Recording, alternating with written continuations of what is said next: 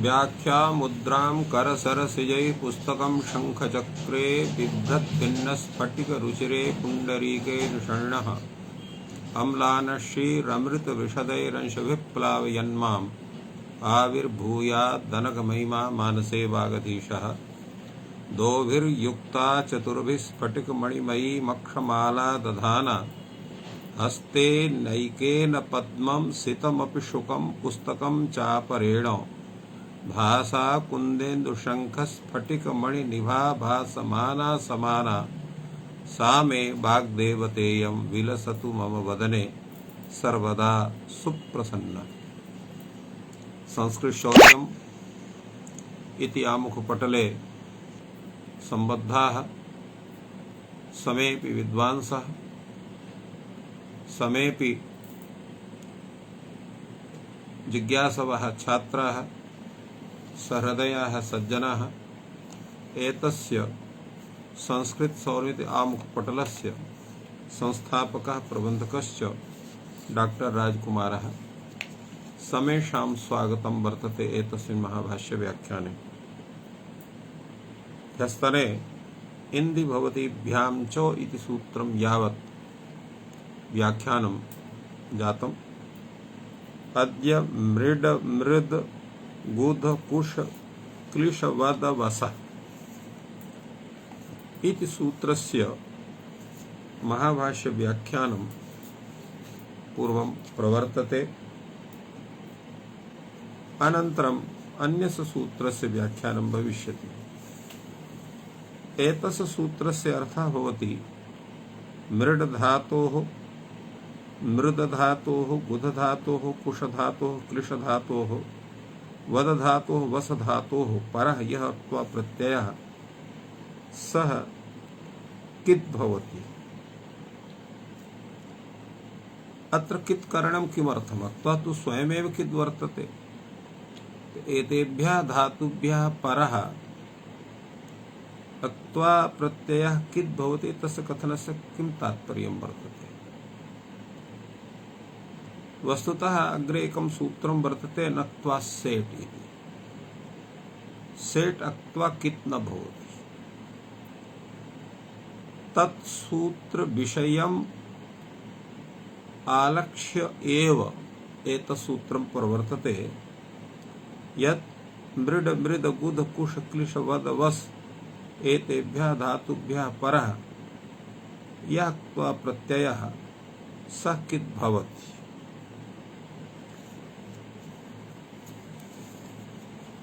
वस्तुतः इदं सूत्रं नक्त्वा सेट् इति कित्तु प्रतिषेधस्य अयं पुरस्तात् अपकर्षः भवति। गुध कुश क्लिश आदयः ये धातवः सन्ति तत्र लो विद्धात् इति सूत्रेण विकल्पेन अत्र प्राप्तमासीत् कित्तु विधानम्। तस्य विषये अयं नित्यं तत्र विदधाति। एवं भूतः विचारः कश्चन तत्र काशिका ग्रन्थे कृतः वर्तते सिद्धान्तकौमुद्याम्। भाष्यकारः अत्र किं विचारयति तावत् वयं पश्यामः। किमर्थं मृडादिभ्यः परसक्त्वा कित्वं क्रियते न किदेव घीत्वा। अर्थात मृडादिभ्यः परस्य त्वा प्रत्ययस्य कित्व विधानं किमर्थं क्रियते। यतोहि कित्वं तु तत्र स्वयमेव त्वा प्रत्ययः तत्र ककार इति संज्ञकः वर्तते। तेन कित्वम् उक्ता प्रत्यये स्वयमेव वर्तते। तर्हि मृडादिभ्यः परस्य त्वा प्रत्ययस्य कित्व विधानं तत्र उचितं नास्ति। तस्य स्वयमेव कित्वात् भाष्यकारः समादधाति एवं नास्ति। यतोहि कित्व निषेधकं सूत्रम् अग्रे पठ्यते। नक्त्वा सेट् इति प्रतिषेधः प्राप्नोति तद्वादनार्थम्। नत्वा सेट इति सामान्यं सूत्रम् सर्वेभ्यः धातुभ्यः विहिता यः क्त्वा सेट अक्त्वा प्रत्यय अर्थात यत्र इडागमः भव तत्र संजातः एवं भूतः सेट अक्त्वा तत्र किद्वत् न भवति। तो अत्र मृडादि धातुभ्यः अपि विहितः क्त्वा प्रत्ययः कित् न स्यात् अनेन सूत्रेण कित्वस्य तत्र निषेधात् किन्तु तत्र कित्वम् आवश्यकं वर्तते येन तत्र गुणादिकं मृदित्वा इत्यादिषु न स्यात् एतदर्थं कित्वविधानम् आवश्यकम् इति कृत्वा अनेन सूत्रेण कित्वविधानं क्रियते इति विचारः। अत्र पुनः अपि विचारः भवति यदि तर्हि मृडादिभ्यः परसत्वा कित्वम् उच्यते नार्थः नक्त्वा सेट् इत्यनेन कित्वप्रतिषेधेन अर्थात् मृडादिभ्यः परस्य कित्वा प्रत्ययस्य यदा कित्वम् उच्यते तर्हि तद् विषये नक्त्वा सेट् इत्यस्य कित्वविधान प्रतिषेधस्य तत्र न किमपि फलं भवति। तर्हि किं स्यात् तर्हि इदं सूत्रम् अर्थात् मृड मृद गुद कुश क्लिश वद वसा इति सूत्रं नियमार्थं भविष्यति। किंच नियमं विधास्यति कंच नियमं विधास्यति इदं सूत्रं मृडादिभ्यः एव परसक्त्वा कित्वं भवति नानेभ्यः इति अर्थात् मृडादि धातुभ्यः विहितः क्त्वा प्रत्ययः सः कित् भवति अन्येभ्यः धातुभ्यः विहितः यः क्त्वा प्रत्ययः सेट् क्त्वा प्रत्ययः सो कित् न भवति। एवं रूपेण कश्चन नियमः स्यात्। अत्रापि भाष्यकारः विचारयति यदि नियमः क्रियते यहापि तर्हि नियमात् न प्राप्नोति लूत्वा पूत्वा अत्रापि कित्वं प्राप्नोति अर्थात् यदा नियमः भवति तर्हि लूत्वा पूत्वा इत्यत्रापि नियमस्य अत्र सत्वात् यतोहि अत्र तु सेट् अक्त्वा प्रत्ययस्य कित्व प्रतिषेधः अयं तु अनिट् क्त्वा प्रत्ययः लूत्वा पूत्वा इत्यत्र तर्हि नियमानुसारेण अत्रापि उक्त्वा प्रत्ययस्य तत्र कित्वं न स्यात् अत्रापि अकित्वं प्राप्नोति तेन किं स्यात् अत्र गुणः स्यात् तेन लोत्वा पोत्वा इति भवेत्। एतस्य तत्र वारणं कथं स्यात् इति प्रश्नः अत्र विचार्यते। भाष्यकारः कथयति तुल्यजातीयस्य नियमः कस्य तुल्यजातीयः यथा जातीयकः मृडादिभ्यः परः क्त्वा कथं जातीयकश्च मृडादिभ्यः परः क्त्वा सेट् अर्थात् यस्य विषयस्य कृते यादृशः नियमः भवति तद्रूपमेव तत्र नियमः कल्प्यते। नक्त्वा सेट् इति सूत्रं सेट् अक्त्वा प्रत्ययस्य कित्वविधानं निषेधति। मृडादि इति सूत्रेण मृड इत्यादि सूत्रेण कित्वविधानं भवति या मृडादि धातुभ्यः विहितः सेट् अक्त्वा प्रत्ययः स एव कित्वं लभते इति सूत्रस्य तात्पर्यम्। तेन नियमः यः स्यात् तत् मृडादि धातुभ्यः विहितः यः सेट् अक्त्वा स एव कित् भवति अन्ये ये धातवः सन्ति तेभ्यः विहितः यः सेट् अक्त्वा प्रत्ययः ते सः कित् न भवति इति नियमस्य स्वरूपम् आगच्छति। एवं रूपेण अत्र कित्व निषेधः तत्र केवलं सेट् अक्त्वा प्रत्यय विषये भविष्यति अन्यस्य विषये न भविष्यति। यथा जातीयकः मृडादिभ्यः परक्त्वा कथं जातीयकः मृडादिभ्यः परक्त्वा सेट् अक्त्वा प्रत्ययः वर्तते। तो एवमपि तत्र यः नियमः भविष्यति अत्र तत्रैव तत्र सेट् प्रत्यय विषये भवति। लूत्वा पुत्वा तत्र सेट् अक्त्वा प्रत्ययः नास्ति अतः तद् विषये नियमः न स्यात्। पुनः विभाष्यकारः वदति भवतु यत्र च इट विधानम विकल्पेन भवति तत्र किं स्यात् एवमपि अस्त्यत्र कश्चित् विभाषितः इट सो निटाम नियामकः स्यात् सः अनिटामपि नियामकः स्यात् यथा क्लिशः क्त्वा निष्ठा सेटयोः इति तत्र विकल्पेन इट विधानं भवति। तत्र भाष्यकारः समाददाति अस्तु तावत् ये सेटः तेषां ग्रहणे नियमार्थम् य इदानीं विभासेत् तस्य ग्रहणं विध्यर्थम्। तात्पर्यं किम् अर्थात नियमार्थम इदं सूत्रम केवलं ये धातवः सेट धातवः सन्ति तेभ्यः धातुभ्यः विहितः यः सेट अक्त्वा प्रत्ययः तस्य विषये तु नियमार्थं भविष्यति यत् तत् मृडादि भिन्नेभ्यः धातुभ्यः यः सेट अक्त्वा प्रत्ययः सः कित्वत् भवति अन्येभ्यः धातुभ्यः मृडादि भिन्नेभ्यः विहितः यः सेट अक्त्वा प्रत्ययः सः कित् न भवति इति तत्र नियमः स्यात्। किन्तु यत्र विभाषया इडागमः भवति तत्र विषये मृडादि इति धातुः तत्र विध्यर्थं कित् विधानं स्यात्। यथा रुद विद मूषग्रहि स्व प्रच्छोः सन्नर्थं ग्रहणम् अत्र सन विषये केवलं तत्र ग्रहणं भवति।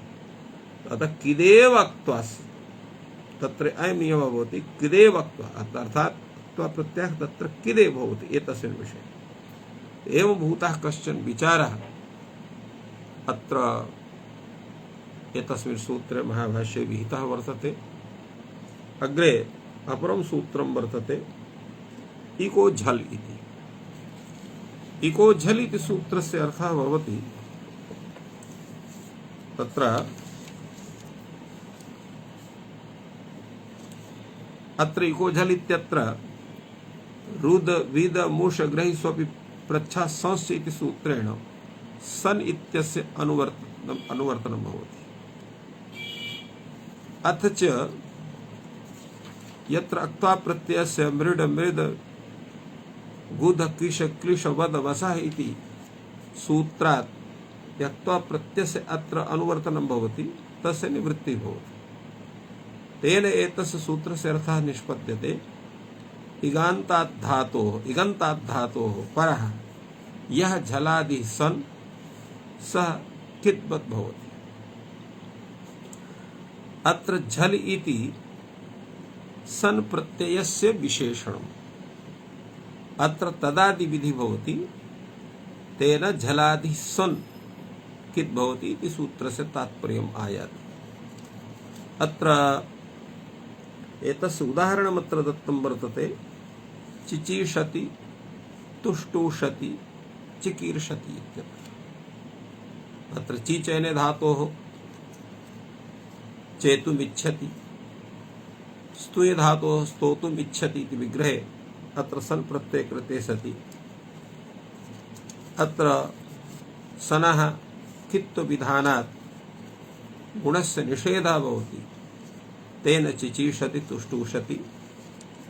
अत्र क्री धातोः अत्र ईत्वे सति चिकीर्षति इति रूपं निष्पद्यते अत्रापि गुणः निषेधो भवति इति सूत्रस्य तात्पर्यम् अत्र विद्यते। भाष्यकारः एतस्मिन् विषयेऽपि सम्यक् विचारयति। सः तत्र कथयति पूर्वमेव तादृशः प्रश्नः किमर्थम् इकः परस्य सनः कित्वम् उच्यते इति प्रश्नः। यतोहि एतत् सूत्रस्य यः अर्थः कथितः वर्तते यत् इगन्तात् धातोः परः झलादि सन् किद् भवति। अत्र इकः इति धातोः विशेषणं यथा पूर्वमस्ति तत्र तदन्त विधि भवति तेन इगन्तात् धातोः इति रूपेण अत्र विचारः जायते। प्रश्नः भवति किमर्थम् इकः परस्य नाम इगान्तात् धातोः परस्य सनः कित्वम् उच्यते, अर्थात अत्र सनः कित्व विधानस्य किं प्रयोजनं वर्तते। भाष्यकारः समादधाति वार्तिकमाध्यमेन। अत्र श्लोकवार्तिकं द्वयं वर्तते, तस्य चर्चा अधुनैव भवति। एकः कित्वं गुणो मा भूत्। एकः कित्व विधानं किमर्थं वर्तते? सनः कित्वस्य विधानात् चीसो इत्यवस्थायां सार्धात्विक संज्ञके सन प्रत्यय परे ची घटकस्य इकारस्य सार्धातुकार्धत्वेन गुणः न भवति कंगिच्चरि सूत्रेण निषेधात्। तेन चिचीषति तुष्टुषति एवं भूताः प्रयोगाः सिद्ध्यन्ति। भाष्यकारः अत्र विषये कथयति नैतदस्ति प्रयोजनम्। अत्र प्रयोजनम् एतस्य नास्ति। कथं प्रयोजनं नास्ति? नैतदस्ति दीर्घारम्भात्। दीर्घस्य अत्र कथनात्। तत्र दीर्घस्य कथनास्य इत्यस्य किं तात्पर्यं वर्तते? अत्र विषये दीर्घत्वमत्र बाधकं भविष्यति दीर्घारम्भात् इति वार्तिकेन भाष्यकारः समाददाति। कैयटः एतस्मिन् विषये कथयति अज्जनगमां सनिति दीर्घत्वं न प्राप्ते गुणे आरभ्यमाणे तस्य बाधकं भवति। अत्र यत् सूत्रमत्र वर्तते अज्जनगमां सन्, एतत् सूत्रं सनि परे तत्र दीर्घं विदधाति।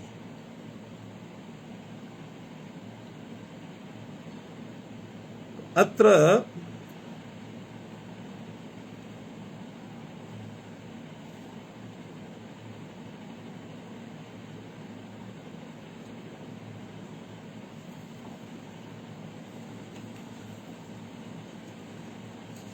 अत्र एतत् सूत्रम् अज्जनगवां सनि ये अजन्ताः धातवः सन्ति,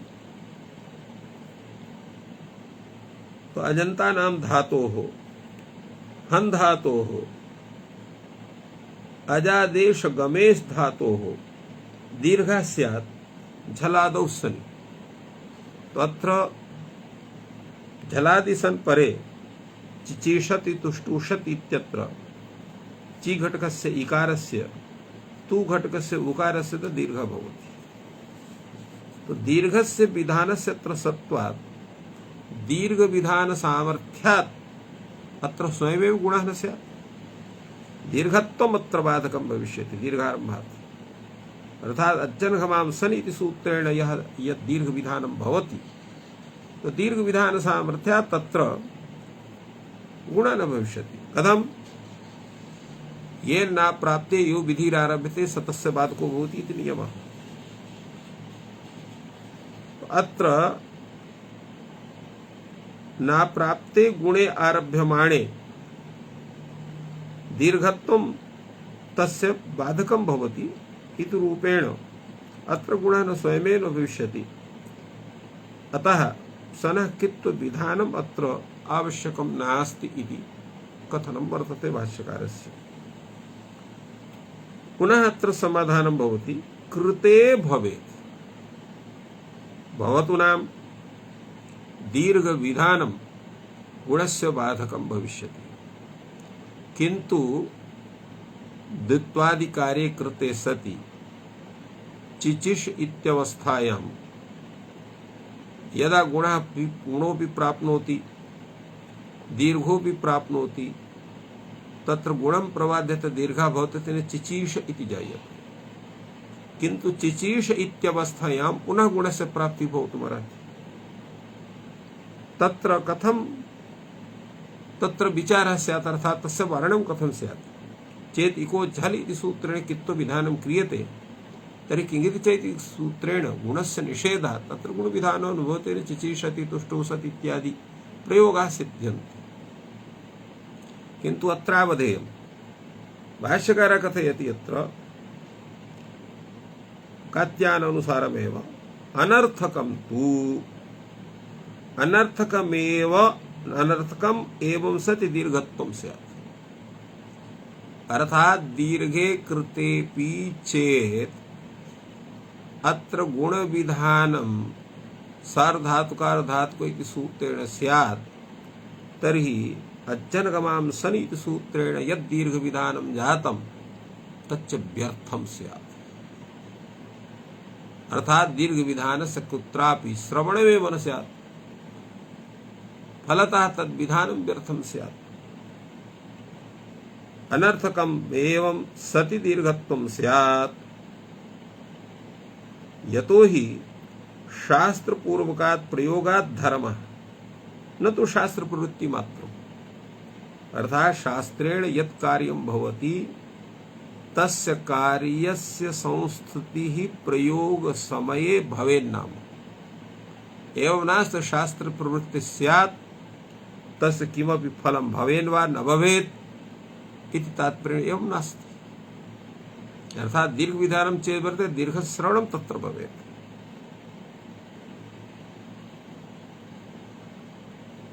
अत्र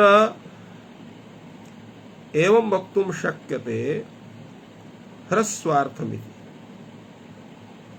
अर्थात ह्रस्वानां दीर्घ वचन सामर्थ्यात् गुणः न भविष्यति। ह्रस्व यतो हि तत्र ची इति ह्रस्व स्तु इति ह्रस्व। ह्रस्वानां दीर्घ विधान सामर्थ्यात् तत्र गुणः न भविष्यति, तत्र दीर्घस्यैव श्रवणं स्यात्। तत्रोच्यते भवेत् ह्रस्वानां दीर्घवचन सामर्थ्यात् गुणो न स्यात् भवति इत्थं वक्तुं शक्यते। यत् ह्रस्वानां दीर्घ विधान सामर्थ्यात् गुणो न स्यात् इति वक्तुं शक्यते, किन्तु दीर्घाणां तु प्रसज्यते। दीर्घाणां तु गुणः भवितुमर्हति। दीर्घाणां दीर्घ वचन सामर्थ्यात् गुणो न भविष्यति इति वक्तुं शक्यते चेत् अर्थात दीर्घाणापि यद् दीर्घ विधानं वर्तते तेन दीर्घ वचन सामर्थ्यात् तत्र गुणो न भविष्यति।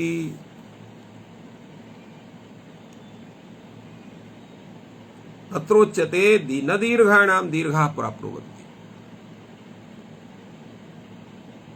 एवमस्ति यत् एवं भूतः अजन्तः धातुः यः स्वयमेव दीर्घः भवति तत्रापि अज्जनगमांसन इत्यनेन दीर्घ विधानं जायते। तो दीर्घाणामपि तत्र दीर्घ विधान सामर्थ्यात् गुणो न भविष्यति। दीर्घाणां तु खलु गुणः प्रसिद्ध्यते। अर्थात ये दीर्घाः धातवः सन्ति तत्र स्वयमेव दीर्घाः सन्ति, तत्र तु दीर्घ विधानस्य आवश्यकता नास्ति। तत्र अज्जनगमांसन इति सूत्रस्य प्रवृत्तिर्न स्यात् यतो हि स्वयमेव तत्र दीर्घः भवति सः धातुः। फलतः तत्र गुणः स्यात्। तस्य गुणस्य वारणाय इकोझल इत्यत्र एतत् सूत्रम् अत्र आवश्यकं वर्तते इति वक्तुं शक्यते। भाष्यकारः अत्र विषयेपि आक्षेपं विददाति दीर्घाणामपि दीर्घवचन सामर्थ्यात् गुणो न भविष्यति। अतः दीर्घाणामपि दीर्घः भवति, तस्य दीर्घवचन सामर्थ्यात् गुणः न भविष्यति। प्रश्नः भवति न दीर्घाणां दीर्घाः प्राप्नुवन्ति, दीर्घाणां कथं दीर्घाः भवितुमर्हति? प्रश्नः भवति कथं न भवितुमर्हति? यदा सूत्रस्य प्राप्तिर्वर्तते तेन सूत्रेण तथा विधानं कथं न भवितुमर्हति?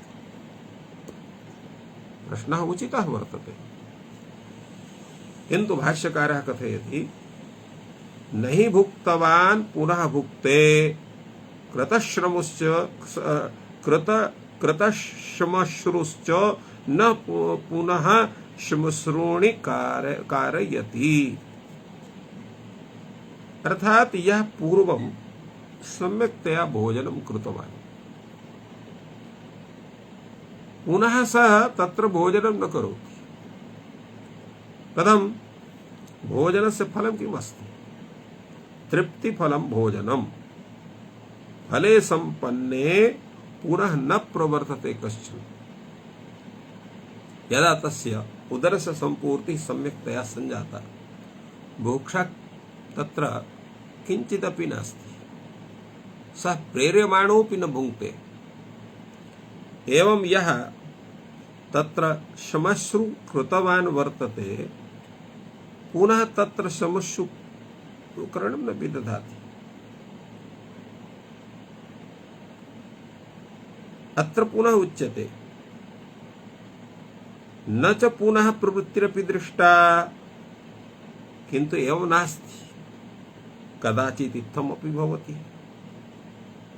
भुक्तवान् अपि पुनर्भुङ्क्ते यः सामान्यं भोजनं क्वचित् कृतवान् गृहे वा अन्यत्र वा किन्तु कुत्रापि एवं भूते स्थले आगतः यत्र विशिष्टं भोजनं वर्तते तत्र तस्य प्रवृत्तिर्दृश्यते एवं कृतश्रमश्च पुनः श्मश्रूणि कारयति एवं यः तत्र श्मश्रूणि यद्यपि तेन श्मश्रु कृतः वर्तते किन्तु पुनः अपि तत्र श्मश्रूणि धार कारयति तथैव करोति अर्थात् सम्यक्तया तस्य संस्कारं विदधाति अनेन ज्ञायते यत् दीर्घाः सन्ति तत्रापि दीर्घस्य प्रवृत्तिं भवितुमर्हति दीर्घस्य प्रवृत्तेः सत्त्वात्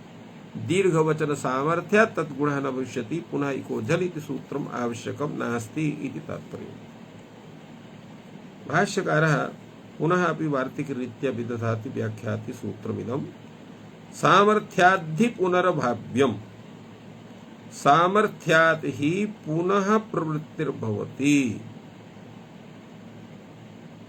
सामर्थ्यात् पुनः प्रवृत्तिर्भवति इत्यस्य किं तात्पर्यम् अर्थात् दीर्घ विधान सामर्थ्यात् पुनः सामर्थ्यात् तत्र दीर्घ विधान तत्र पुनः प्रवृत्तिर्भवति भोजन विशेषा शिल्प विशेषात्म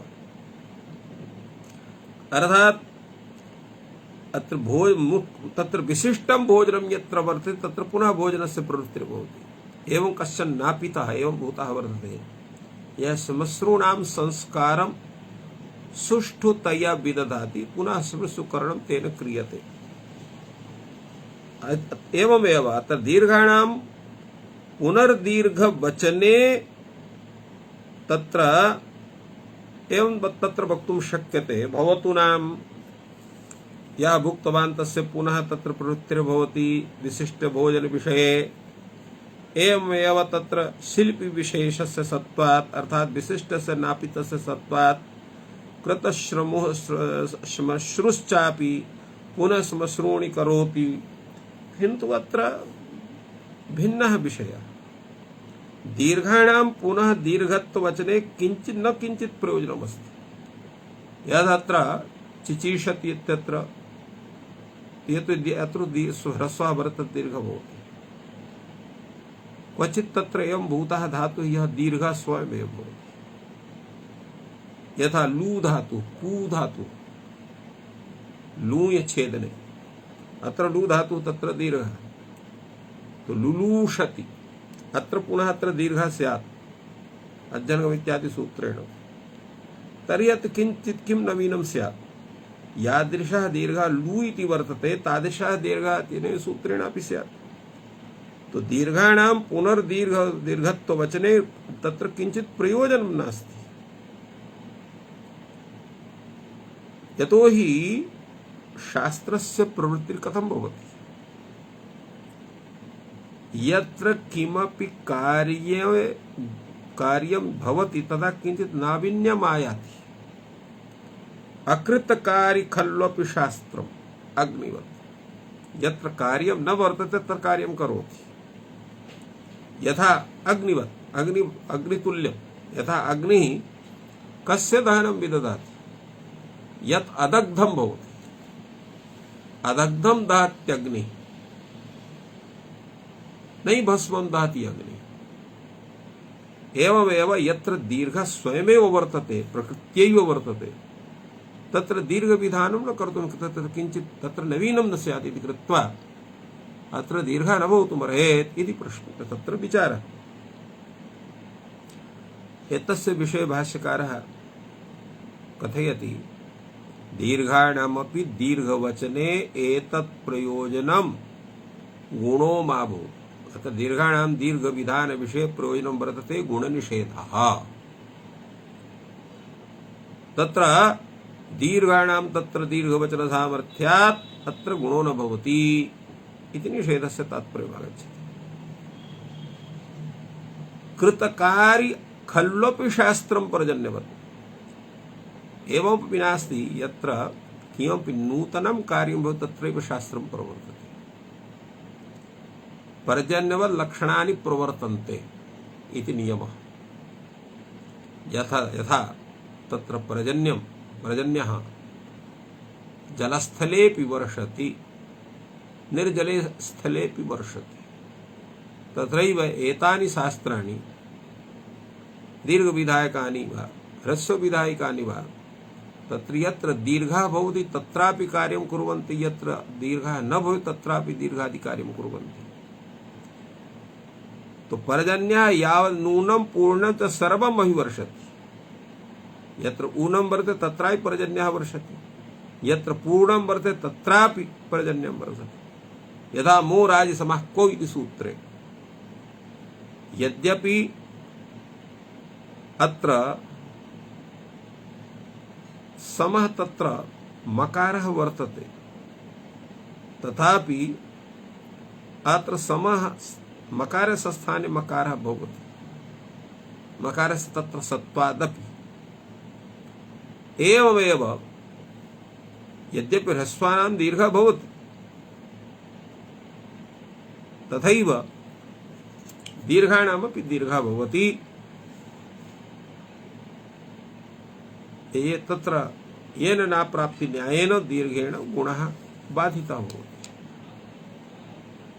पुनः अत्र विचारः प्रवर्तते यथैव तर्हि दीर्घवत्व वचन सामर्थ्यात् गुणो न भवति एवं ऋत इत्त्वमपि न प्राप्नोति चिकीर्षति जिहीर्षति।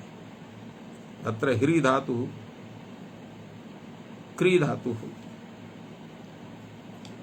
अत्रात् सन् प्रत्ययः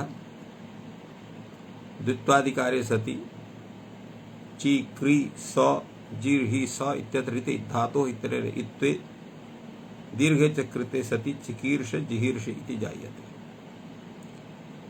अत्र किं स्यात्? अत्र यथा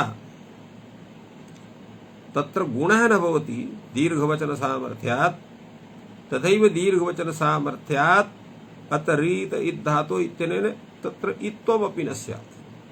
तर्हि चिकीर्षत् जिहीर्तसि इत्यसि एवं भूतानां प्रयोगाणां तत्र सिद्धि कथं स्यात्?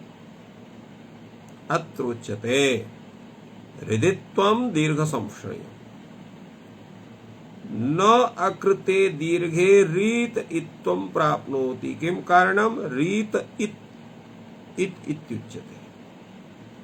अर्थात यावत् दीर्घः न भवति तावत् रीत इत्त्वं रीत इत् धातु इति सूत्रेण अत्र इत्त्वं न स्यात्।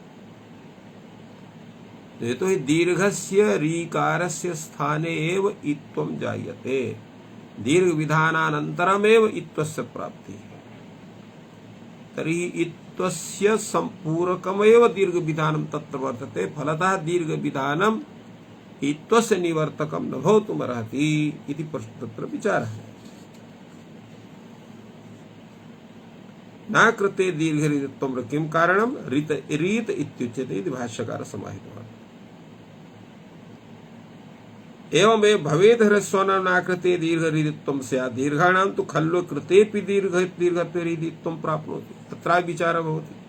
भवतु न यत्र ऋकारः ह्रस्वः तत्र तु दीर्घे कृते रीतः इत्विधानार्थं तत् दीर्घम् आवश्यकं वर्तते। यत्र खलु दीर्घः ऋकारः स्वयमेव वर्तते तत्र कथं तस्य प्रयोजनं स्यात्? तत्र तु रीत्वस्य दीर्घत्वे ऋतः इत्त्वं न प्राप्नुयात्।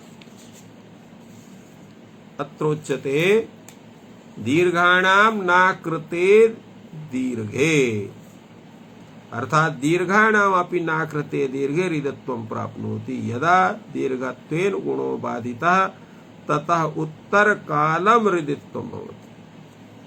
अत्र उच्यते दीर्घाणामपि तत्र अकृते दीर्घत्वे हृदित्वं न प्राप्नोति। यावत् दीर्घः न क्रियते तावत् रीकारस्य इत्थं न स्यात्। कथं? यदा दीर्घत्वेन गुणः बाधितः भवति ततः उत्तरकालं हृदित्वं भवति। अर्थात् पूर्वं दीर्घः भवति, दीर्घेण तत्र दीर्घ वचन सामर्थ्यात् तत्र गुणः बाध्यते, अनन्तरं तत्र रीकारस्य दीर्घस्य रीकारस्य स्थाने तत्र इत्थं भवति। एवं तात्पर्यं जायते। तदा उच्यते भवतु नाम णिलोपस्तु प्रयोजनम्। अत्र इदं तर्हि प्रयोजनं णिलोपः यथा स्यात् ङीप्सति। अत्र ङीप्सति इति प्रयोगः वर्तते। कथम् अयं प्रयोगः सिद्ध्यति इत्तावत् विचार्यते।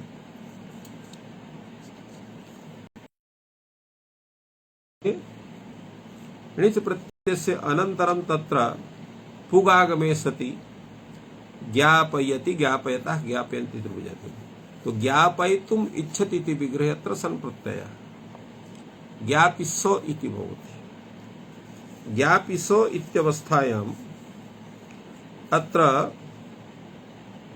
णिलोपस्य प्राप्तिर्भवति।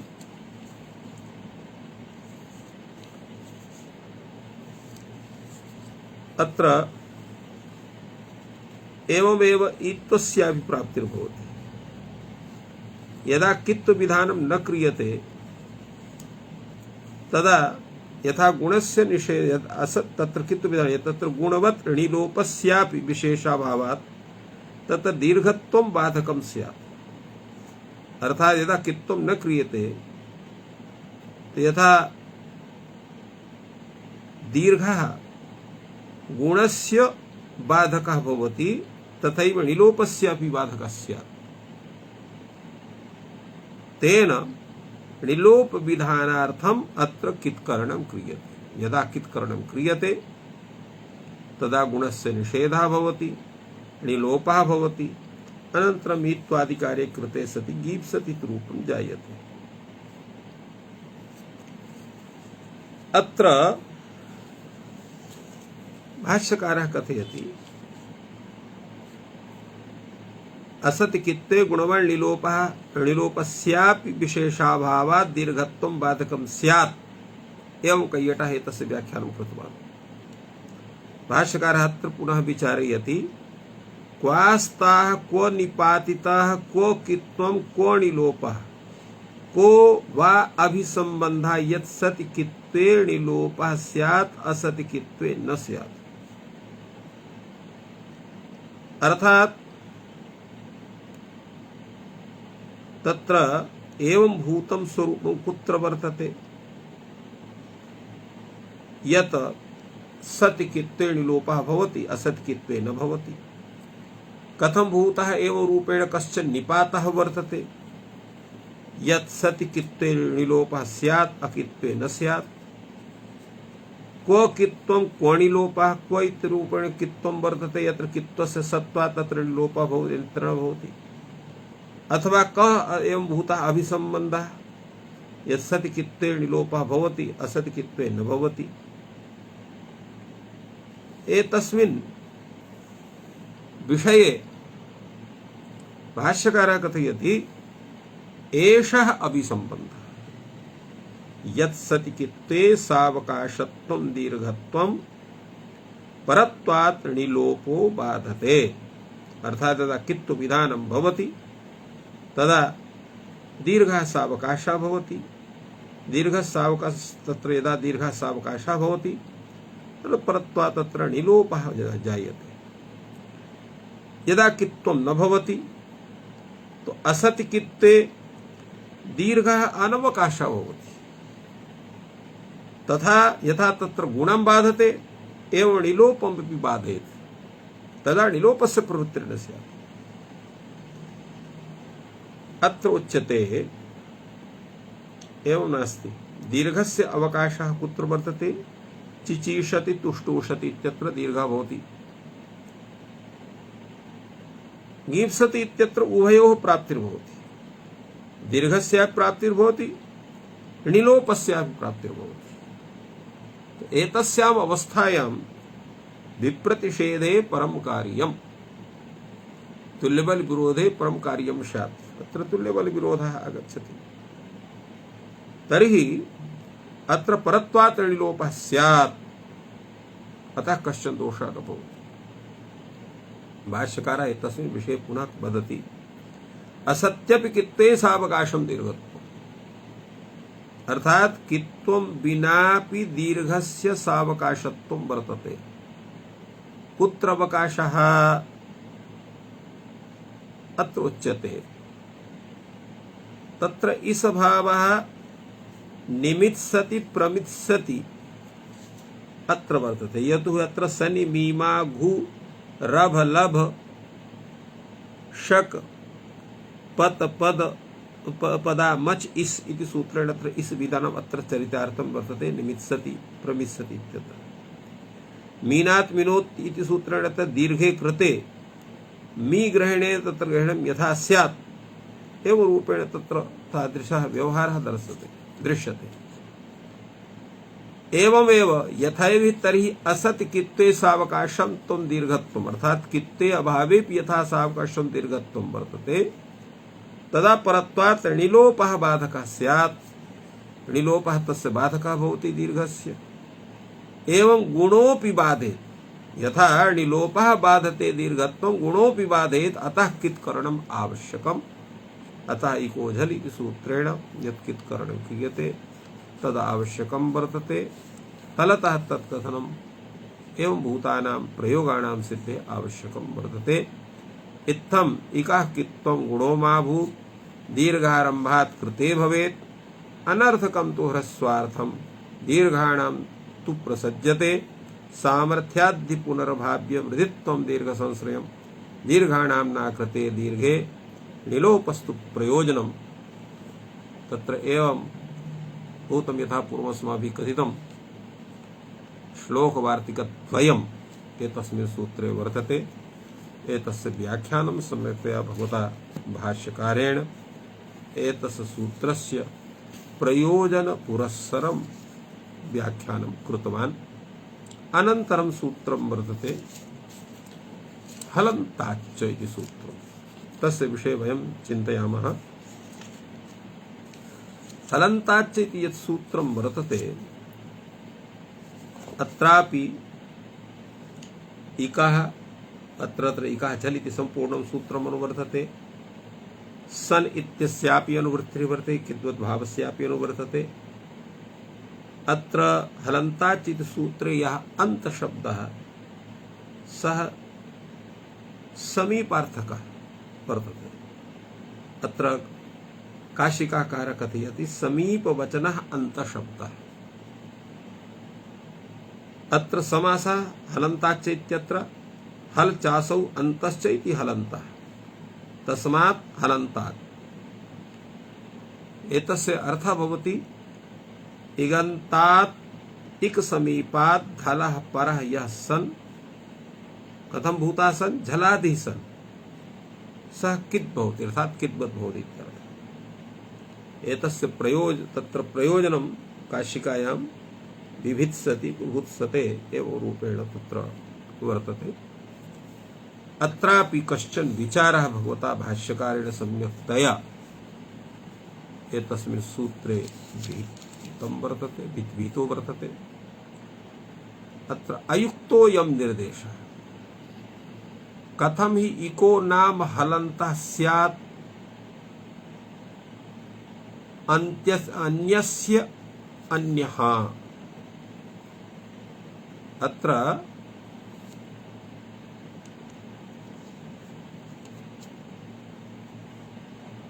तत्र यः हलन्तः, कथं हि इकः नाम हलन्तः स्यात्, अर्थात यह इगन्तः वर्तते सः हलन्तः कथं भवितुमर्हति। यः इगन्तः स्यात् सः हलन्तः न स्यात्, यः हलन्तः स्यात् सः इगन्तः न स्यात्। कथम् इको नाम हलन्तः स्यात् अन्यस्य अन्यः, यतो हि तत्र भिन्न स्वरूपं वर्तते। तात्पर्यं क्या किमस्ति, अत्र अत्यंत भेदः अत्र दृश्यते,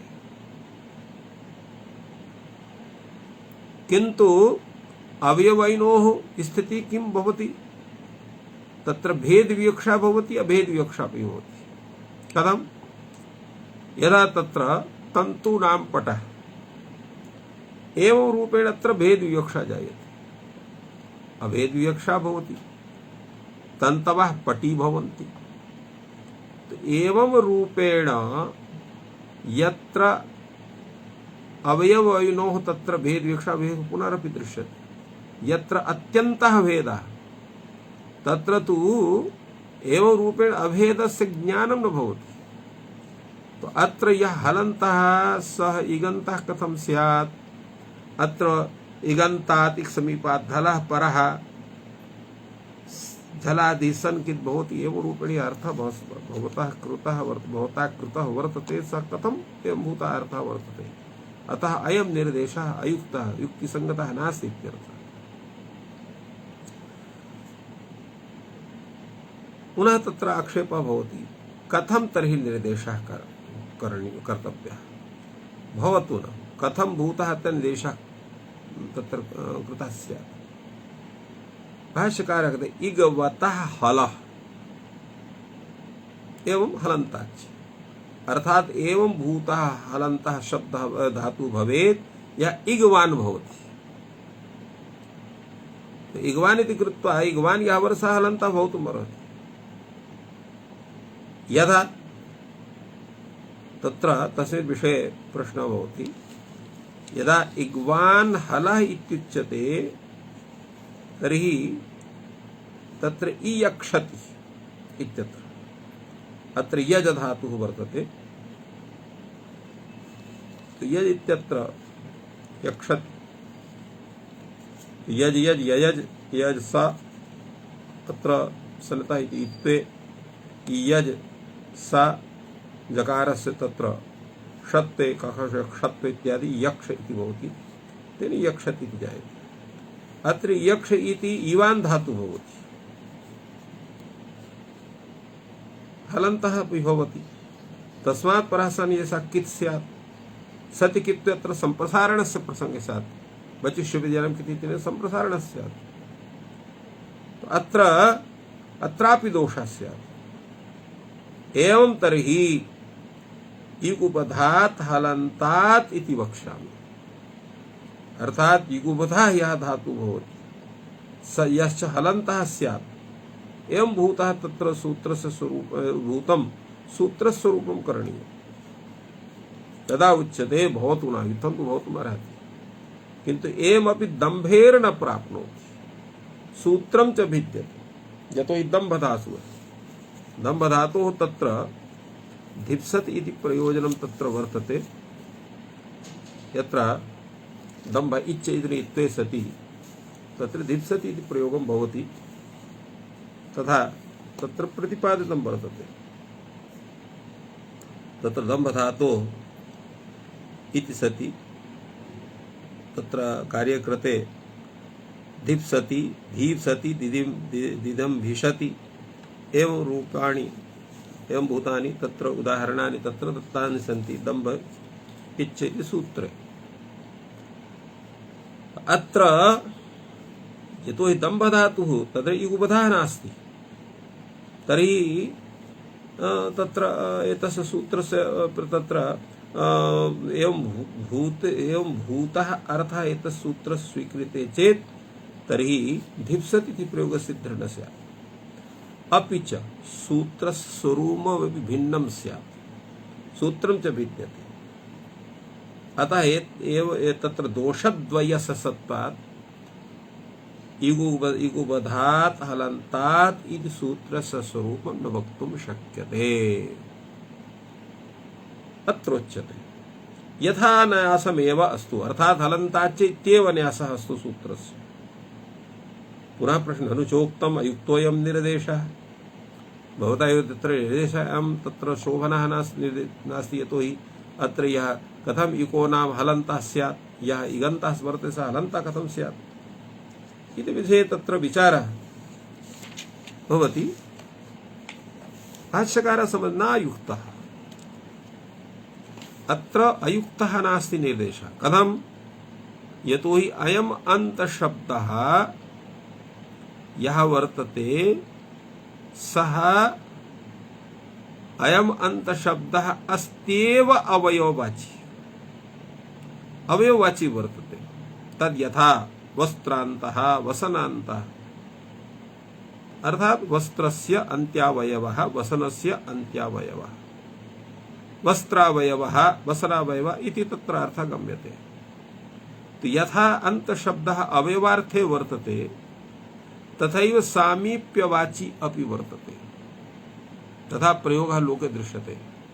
उदकान्तं गतः उदकान्तं गतः इत्यस्य किं तात्पर्यम् उदक समीपं गतवान् इत्यर्थः इति अर्थः गम्यते।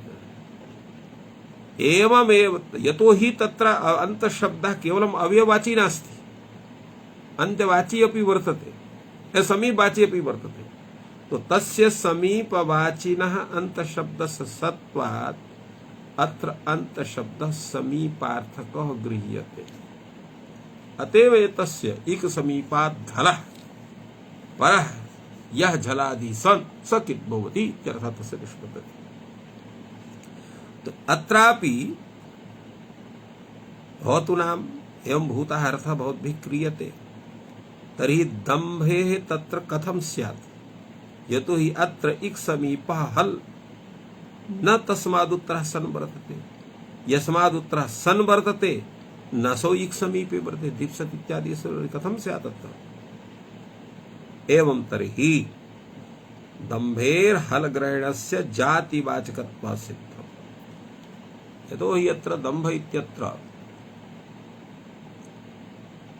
तत्र दीप्सत् इत्यादि स्थले यान्यत्र तत्र न केवलम् एकमेव हल वर्तते